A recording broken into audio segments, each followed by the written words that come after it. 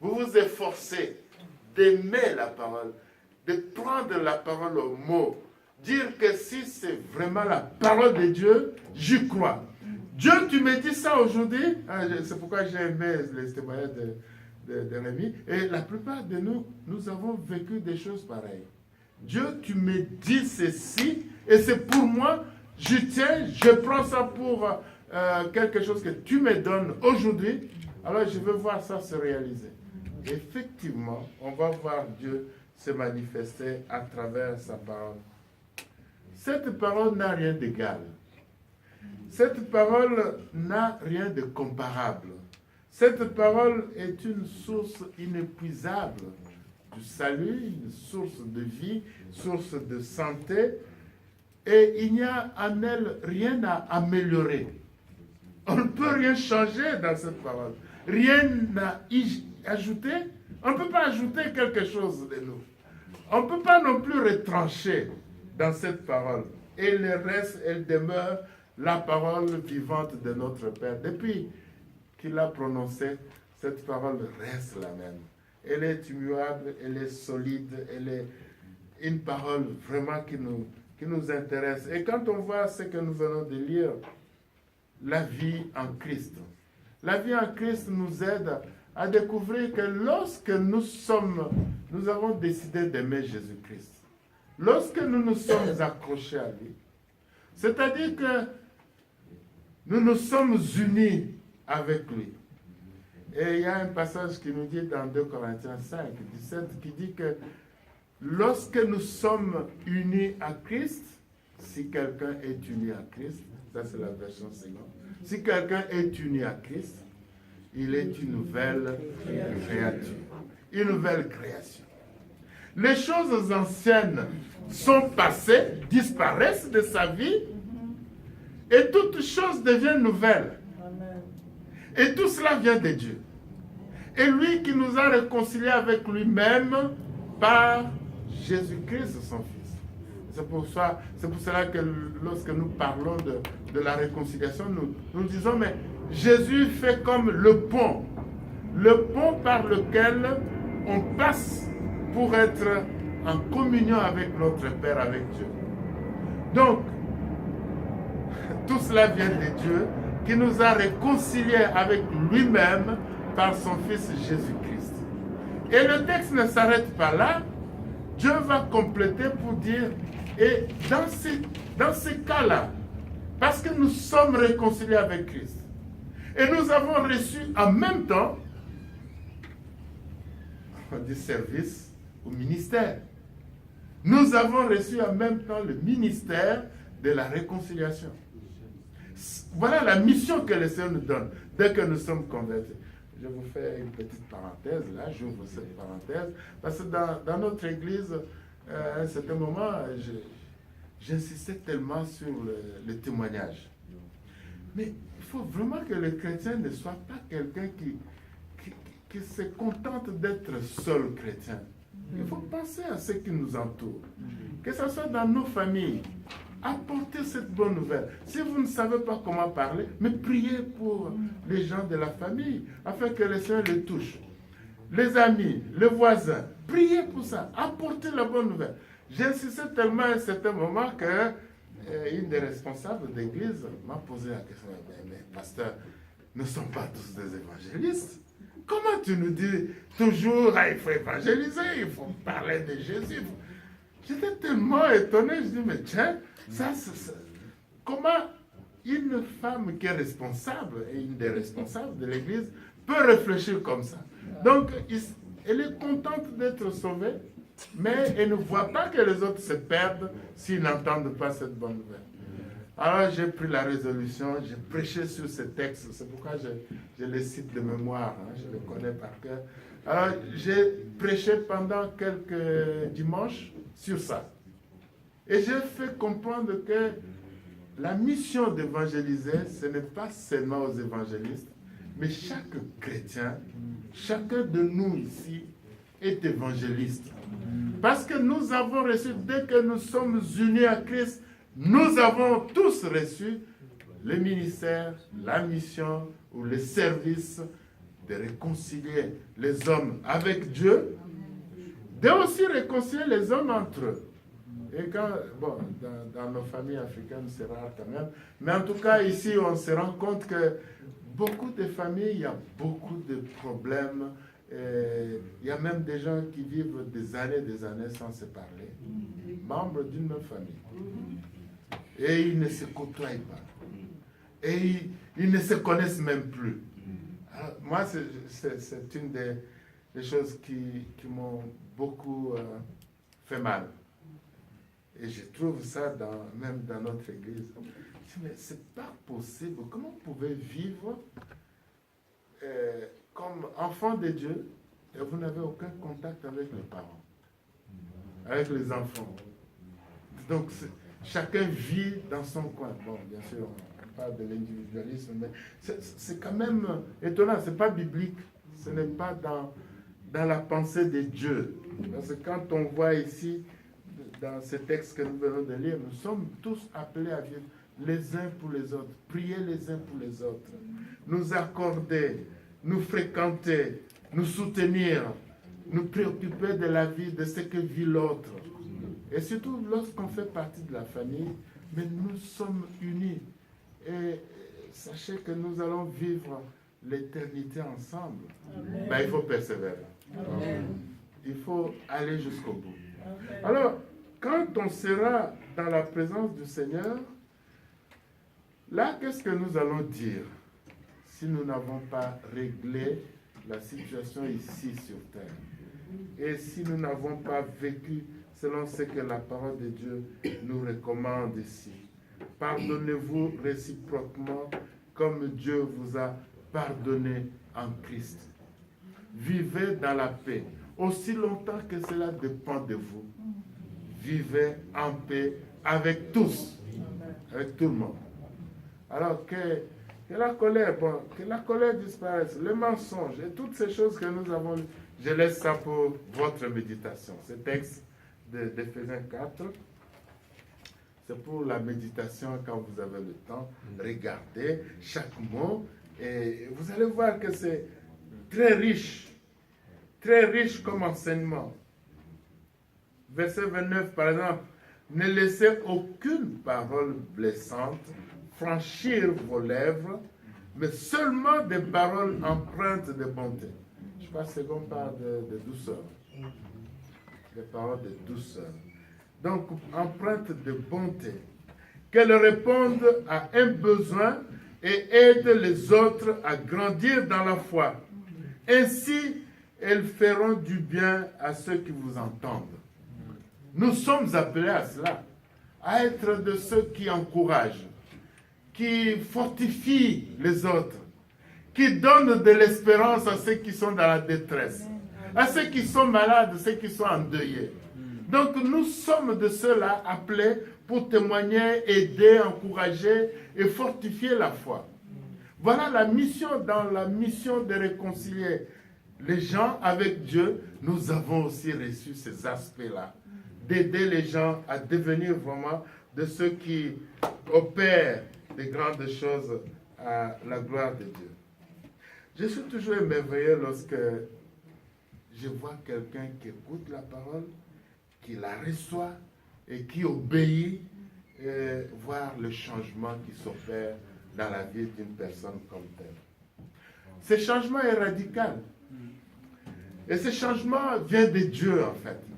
C'est Dieu qui opère tout cela. Parce que Dieu est derrière sa parole pour l'exécuter.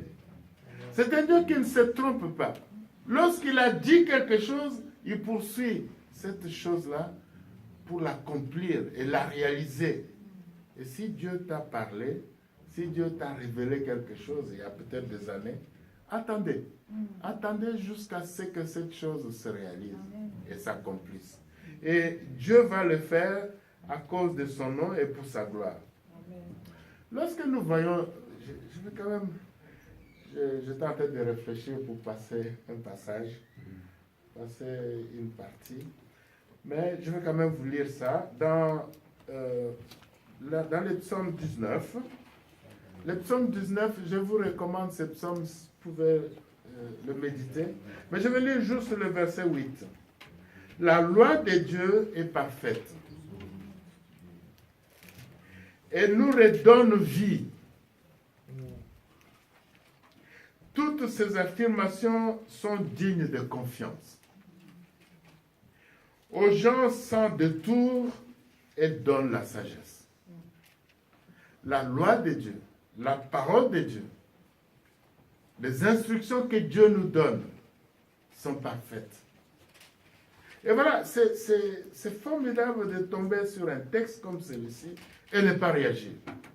Elle est parfaite. Quand on voit la nature, quand on regarde les forces qui gouvernent la nature, personne ne peut les ignorer et personne ne peut les défier.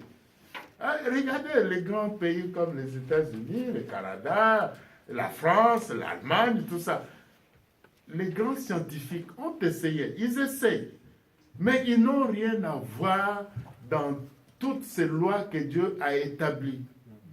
Ces lois fonctionnent. Que vous le vouliez ou pas, elles fonctionnent dans la nature, parce que Dieu les a établies ainsi. Et personne ne peut changer ces lois. On peut essayer de modifier. Non, on ne changera pas. Et la parole de Dieu, cette parole vivante, puissante, fonctionne aussi selon le même principe. Qu'on le veuille ou pas, la parole de Dieu est vivante. Et Dieu existe. Vous allez trouver des gens qui discutent, ah mais si votre Dieu là existe, pourquoi il y a tellement d'innocents qui meurent, pourquoi il y a des catastrophes naturelles, pourquoi il y a tout ça. Non, Dieu n'existe pas. S'il existait, il aurait pu intervenir. Vous avez déjà entendu des réflexions comme ça. En tout cas, moi, je les entends souvent. J'entends souvent des gens qui me posent ce genre de questions. Mais, alors, c'est que nous avons à dire, à reconnaître que Dieu existe, sa parole est la vérité, et qu'elle est puissante, elle est efficace, comme nous avons dit. Et si elle est vraiment la vérité, elle s'accomplit dans la vie de ceux qui obéissent et qui l'acceptent comme étant parole immuable de Dieu.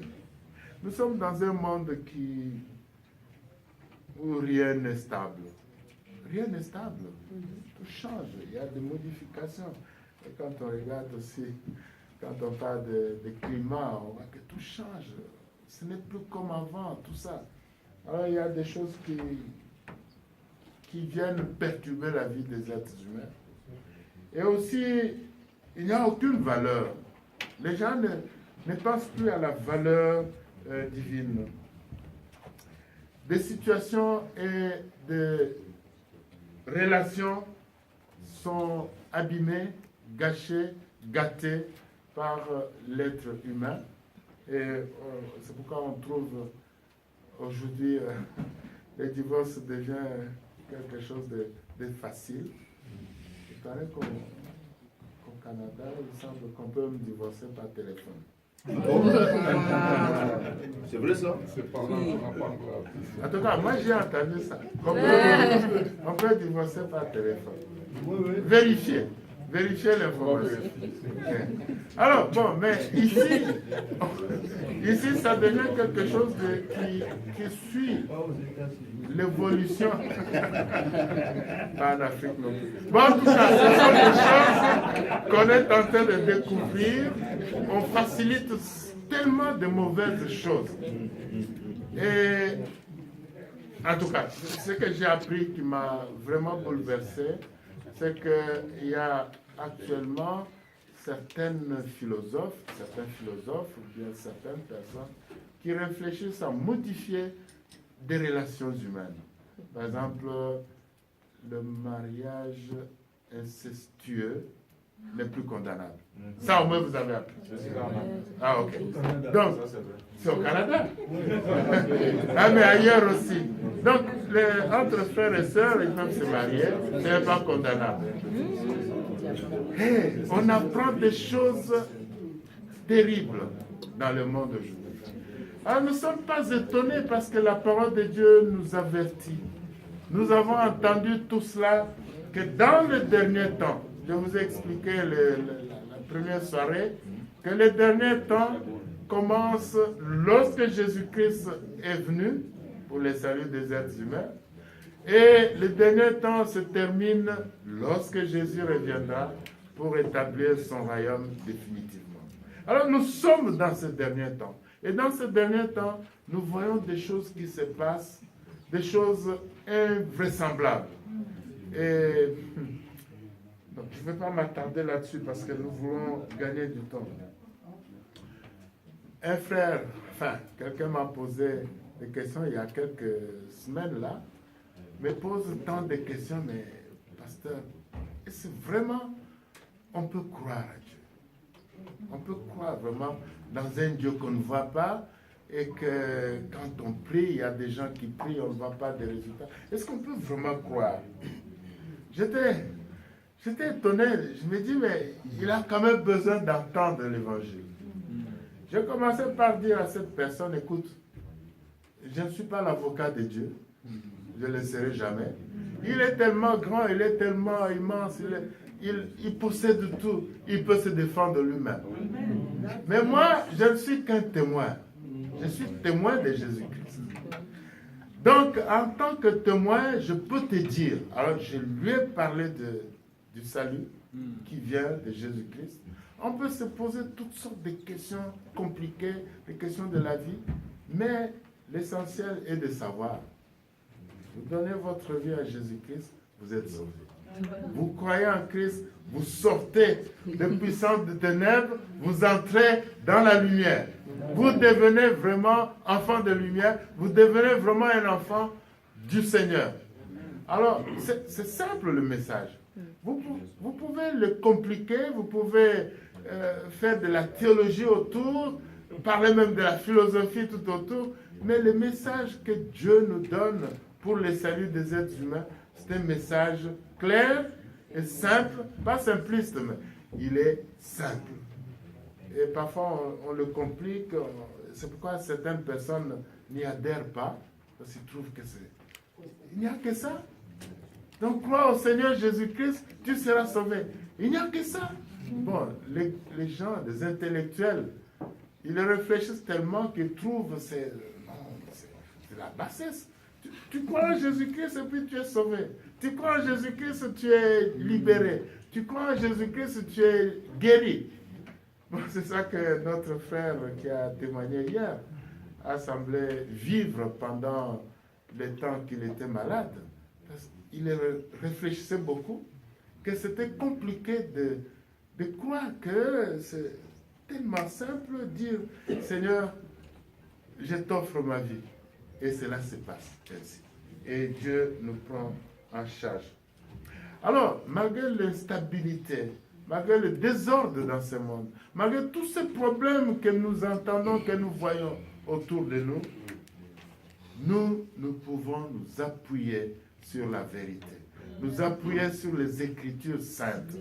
Et ce sont ces Écritures saintes qui nous donnent la vie et qui nous permettent de continuer à confesser que nous avons un Dieu qui est tout-puissant, un Dieu qui est grand, un Dieu qui s'intéresse à nous. Ce n'est pas un Dieu lointain, parce que ceux qui sont d'origine catholique, ils peuvent dire que là aussi, on parle d'un Dieu, mais un Dieu lointain.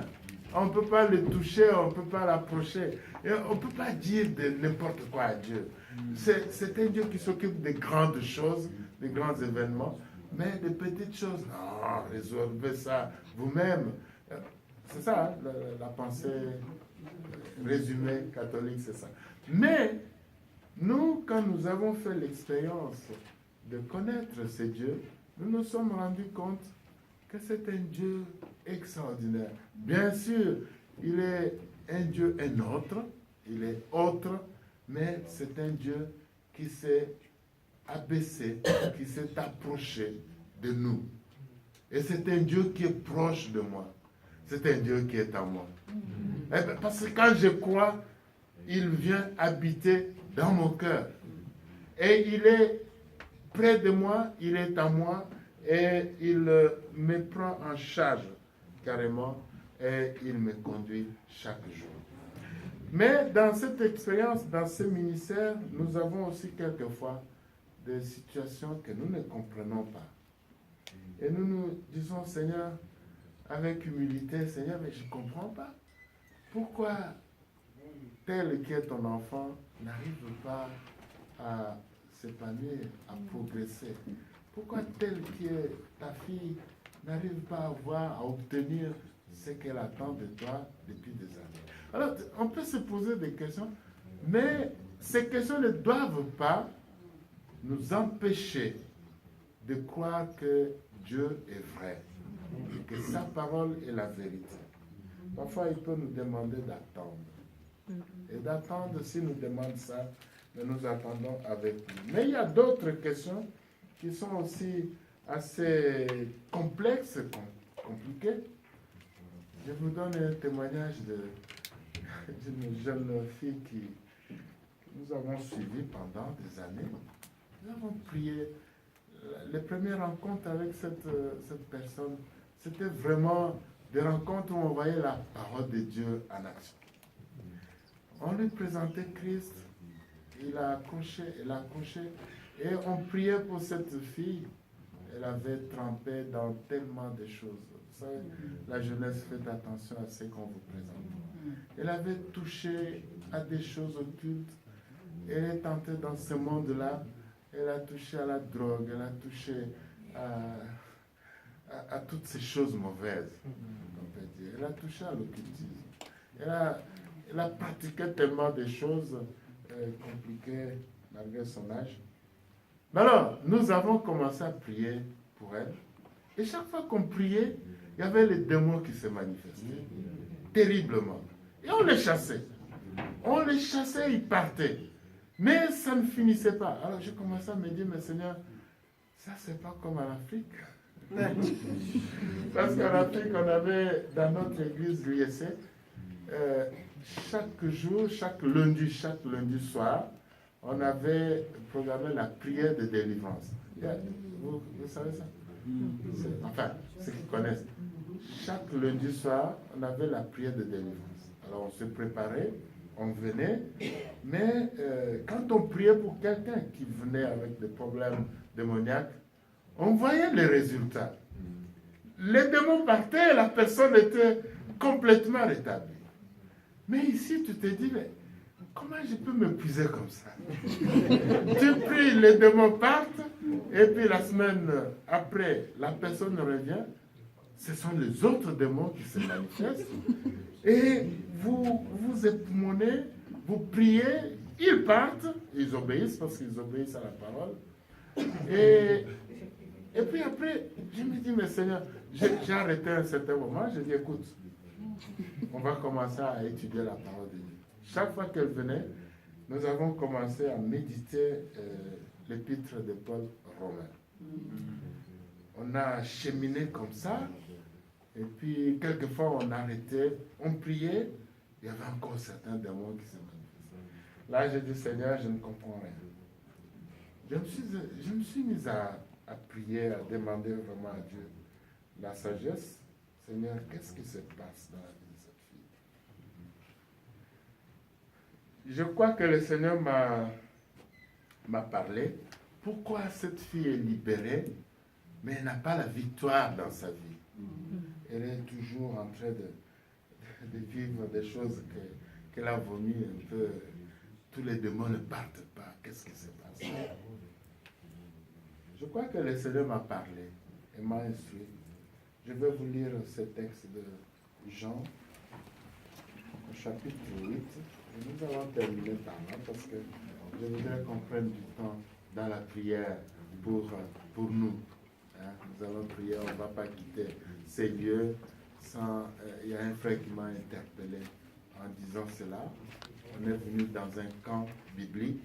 On ne peut pas partir avec son fardeau, avec son problème, sans qu'on puisse vraiment soumettre cela au Seigneur. Donc, Jean 8, je vous lis à partir du verset 30. Pendant que Jésus parlait ainsi, beaucoup crurent en lui. pendant qu'il prêchait, pendant qu'il parlait, il communiquait, il annonçait la bonne nouvelle, plusieurs ont cru en lui. Verset 31. Alors Jésus dit aux Juifs qui avaient mis leur foi en lui, si vous vous attachez à la parole, dans d'autres versions, c'est si vous demeurez dans la parole que je vous ai annoncée, vous êtes vraiment mes disciples.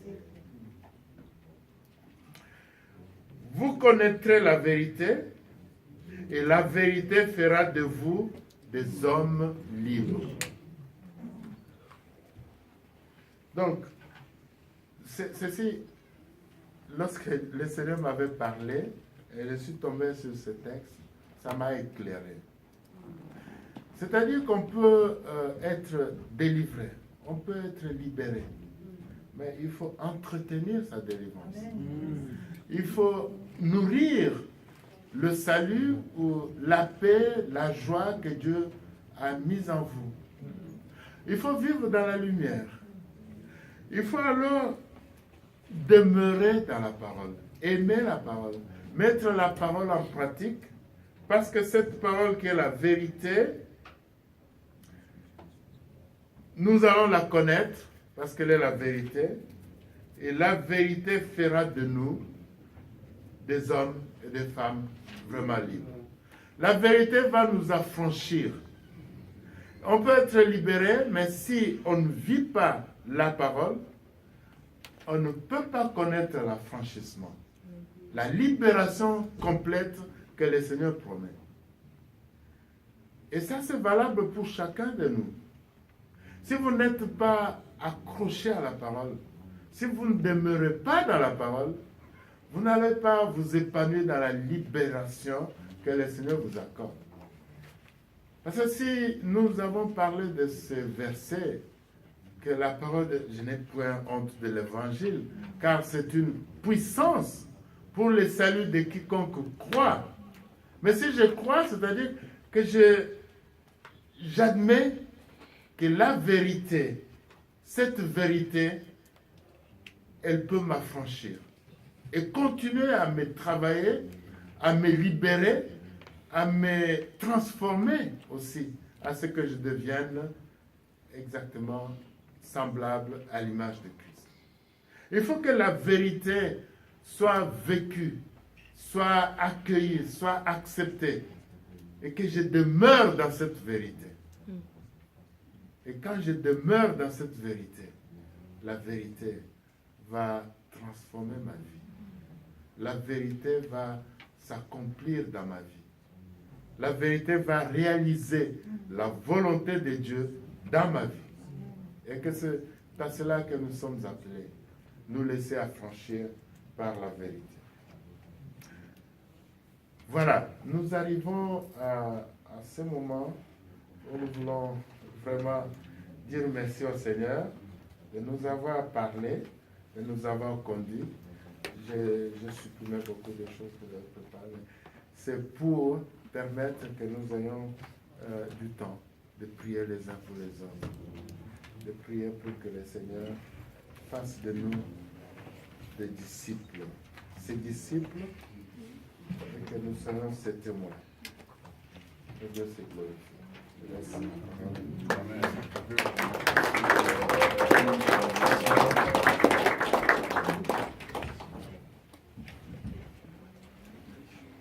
Amen. Amen. Nous bénissons le Seigneur pour cette conclusion. Je n'ai point honte de l'Évangile, c'est une puissance de Dieu pour le salut de quiconque croit. Mais si on ne demeure pas dans la parole, il est vraiment difficile d'expérimenter cette puissance. Nous devons apprendre à demeurer dans la parole. J'aimerais que nous puissions tous ensemble nous mettre debout pour bouger un peu. Nous allons passer un moment de prière. Ces moments de prière, c'est pour nous tous. Il y a quelques personnes qui vont travailler demain. Nous allons continuer la prière demain, l'avant-midi, prier encore les uns pour les autres. Mais ce soir, juste après avoir écouté la parole, nous devons vraiment nous recommander à la grâce du Seigneur. Ce matin, nous nous sommes dit que beaucoup de gens ont expérimenté des choses grandes avec Dieu par la foi. Beaucoup de gens. Et que quand on entre dans cette école de l'impossible, qui est l'école de la foi, Dieu peut faire une expérience particulière avec chacun, avec chacune. L'expérience ne seront pas les mêmes, mais Dieu peut se manifester dans la vie de chacun et de chacune, de l'une ou de l'autre manière. Mais il faut y croire. Amen. Amen. En mon cœur, j'ai choisi de suivre Jésus-Christ. Je crois, je peux donner le numéro 33. Ce sont des cantiques qu'on connaît le numéro quand on était enfant. On se met debout pour un temps. En mon cœur, j'ai choisi, prenez les cantiques sur les tables. Daniela, viens ici.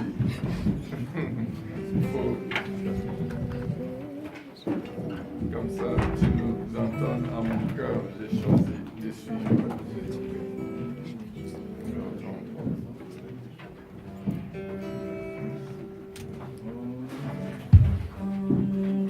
J'ai choisi de suivre